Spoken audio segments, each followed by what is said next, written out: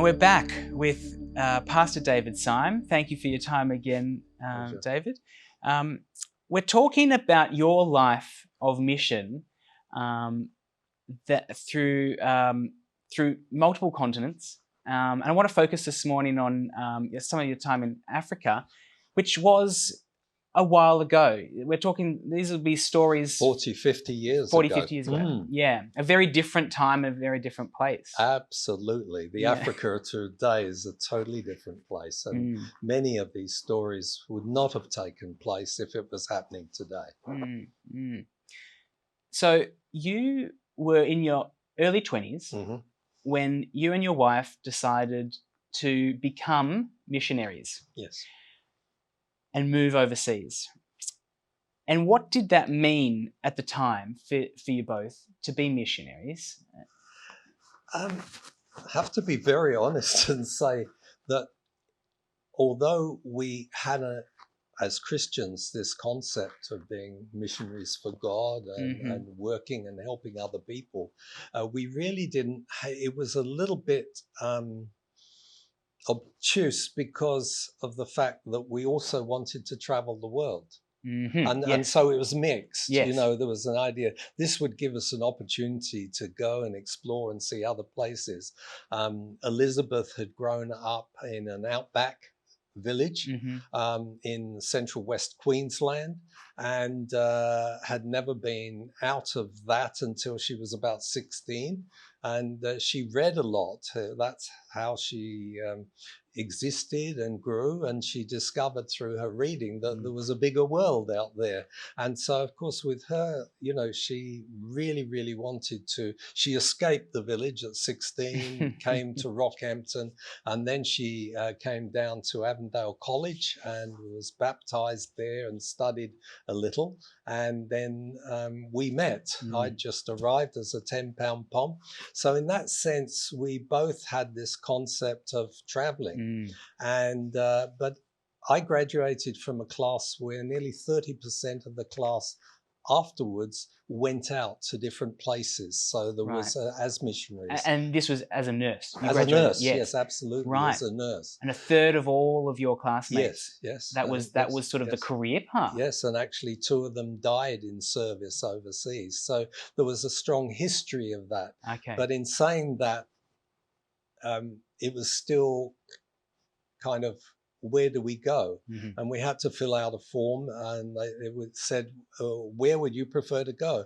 And actually I'd put India, and it was really, I didn't know much about India, but my favorite book when I was a boy was Rudyard Kipling's Jungle Books.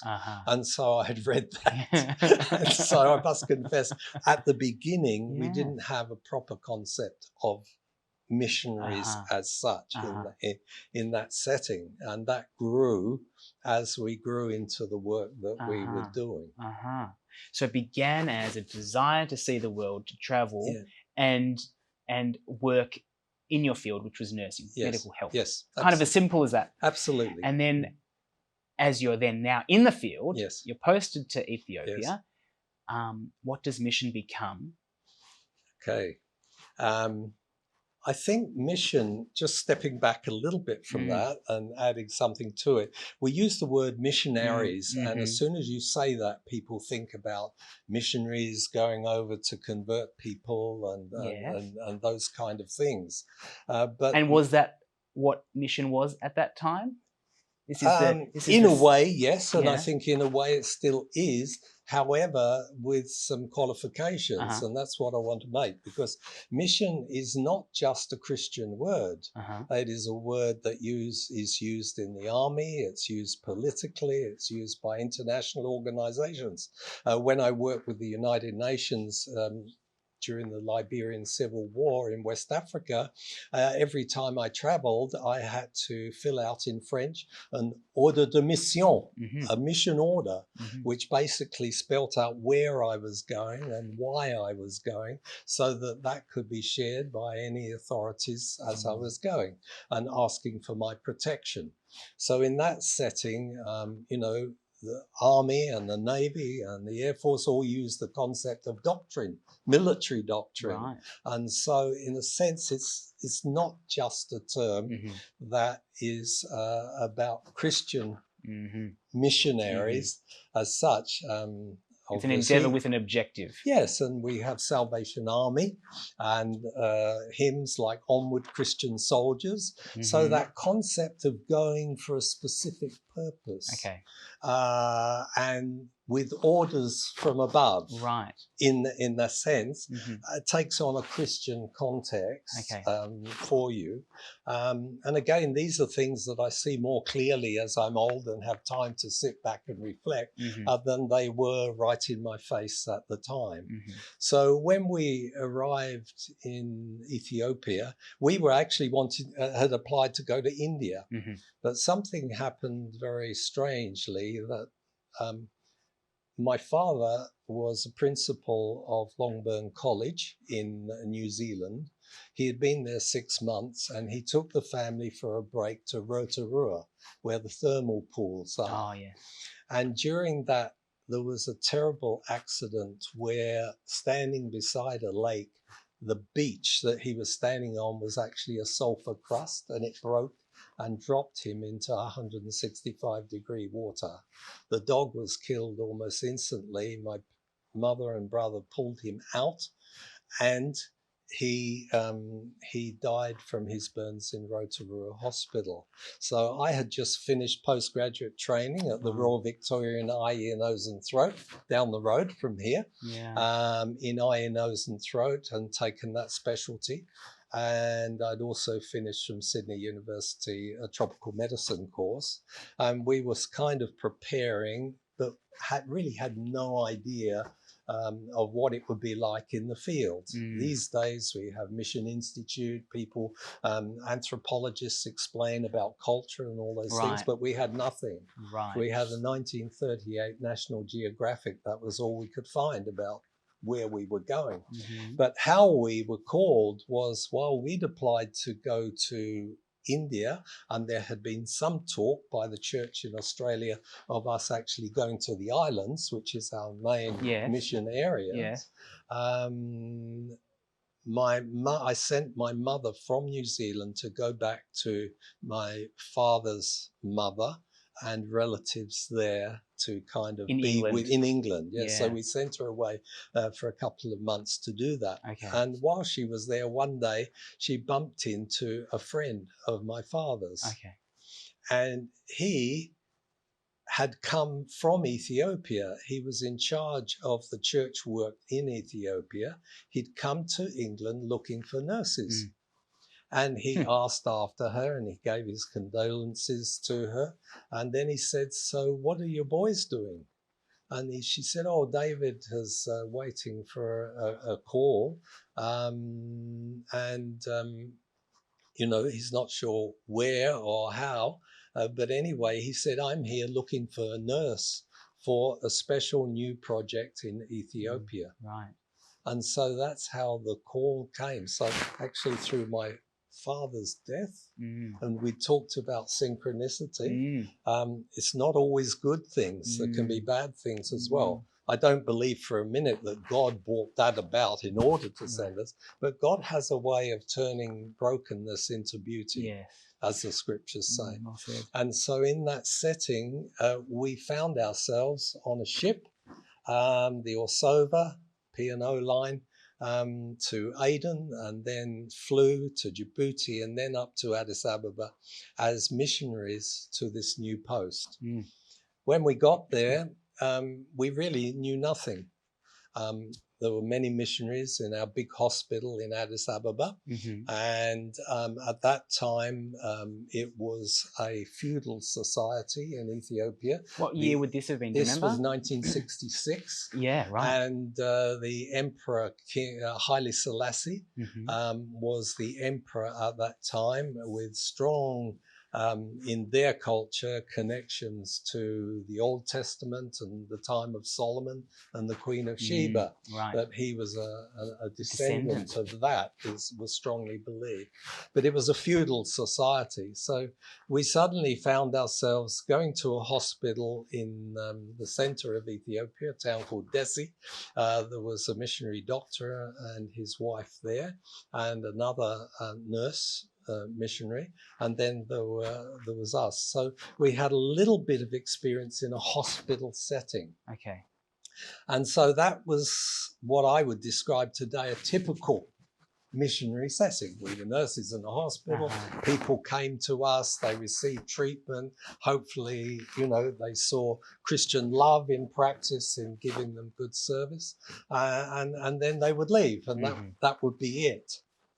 But then the time came for us to move to this new project, which was in central west Ethiopia, currently now in this generation called Oromia, and the Oromo group of Ethiopians, a very strong group and a very large group within the country.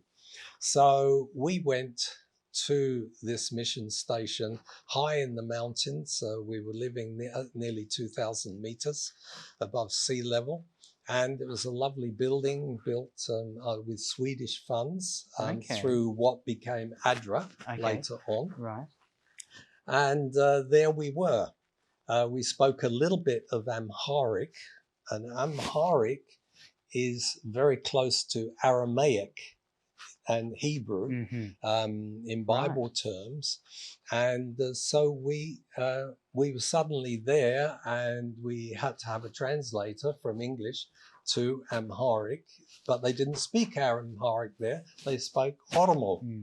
But at that time, Amharic was the principal and official language.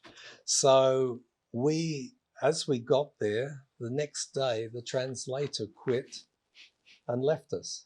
So here we are with limited language in a community which is cut off for 5 months of the year because of the rainy season. Really? The only road to it was a mule track, no real road at all, no supermarkets, no shops to go to, just a feudal community of what turned out to be really lovely people who needed healthcare. Right. So in talking about missionaries, you've got to be prepared for the unexpected. And we were totally, as I look at it now, yes, I had medical knowledge. Elizabeth didn't have any, but I could deal with those things right away. And there were medicines, and I could understand disease, and I could treat people according to their needs. But then you find a situation where all of a sudden you don't know how to live in such a community because you've grown up. You've been acculturated where there were shops and things and telephones and all these other things that didn't exist. You were there. So you couldn't go to the shop and buy a kilo of flour. You'd buy 100 kilo sack of lovely wheat that they grow there. Yes. And then it would go down to a mill and they would mill it. And then you'd have to clean the wheat before it went to the mill. And then you had your whole wheat flour to actually do something with. And Elizabeth was absolutely fantastic about working with nothing and making something for things that we never had. Ethiopia, people think, is like a desert. It isn't. It's a lush, green country up in the highlands that you can grow anything except tropical fruit. And so there was no shortage of food, but it was different.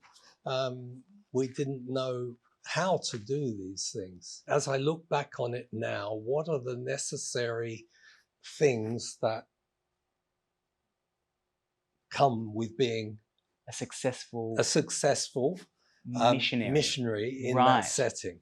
number one, a sense of someone higher than yourself being part of the process. Right. And in a Christian format, that is God himself. I think that's really important. Second, if you are a couple, having a wife that is adaptable and capable of supporting you and can accept different lifestyles and change. This isn't about living in a community of white people who are serving in a hospital or what have you. Yes, that's a different kind of mission, but the mission we were sent to do was out there in the bush. It was really a total learning experience for us. I think the third thing that is really important, and we could talk more and I can give you examples, is that culture is absolutely understanding the local culture at the time in which you're working, and the languages that are used in that setting is critical. It is when you can communicate with the local people that you actually are let into their world. I didn't know it at the time when I was there, but actually in my DNA, there is 1% African blood in me. Right. And I always felt at home in Africa. Right. There was something about it. And so I proudly, I don't hide it. I proudly have at least 1% of Africa in me. So we learned so much from the local people who taught us, and I can give some examples maybe in the next episode. Yeah. And at the same time, you've got to be adaptable to the circumstance. The more we are trained, we have books, we go to courses, and we are told all the whys and the hows and the whats and what have you. And you can almost throw it away in some of these situations because you face situations that aren't in the textbook. Yeah, sure. So the ability to be able to look and analyze what you're seeing and what you're hearing, and then adapting your approach to that and working is, I think, absolutely critically. And final, and I'll just finish on this note until we go on and talk more. There is a danger for those missionaries who come from the Western world, in my opinion, because we've grown up in an environment where we are the first world. Yeah, sure. And they are the third world. Right. I hate that. Right. I mean, I just hate that description, and we don't really use it today, but that's what we grew up with. Sure. And so you arrive with this thing about looking at poverty and people living in poverty and under feudal oppression. Those things were real in that time and place. But at the same time, they were human beings, and they were lovely human beings. And they're people just like us. Right. And so as we were let into their world and they into ours, it became part of our family, and we were part of their family. And so in that setting, the ability to cast away the them and us factor that we arrived with, and we arrived with that, these poor people, we have to give them this, we have to do this for them, etc., etc., instead of engaging with the community and then being able to work together to make a difference, I think is an absolute requirement for any worker, whether they're a Christian missionary or a development worker. Going into a community is absolutely necessary to do that. And when you do that, you enter a new and different world. And that's a wonderful world. And there's some wonderful stories that come out of that. So probably that's how I would answer what makes a successful missionary. Which was recognition of a higher power. Yes. Cultural adoption. Yes, adaptation. Yeah. And then adapting to the circumstances. Yes, yeah. That you're faced with. Yeah, just one clarification. There are some people who think that they have to adopt the culture and become like them. No, That's not expected, and they don't expect it, and it's not necessary.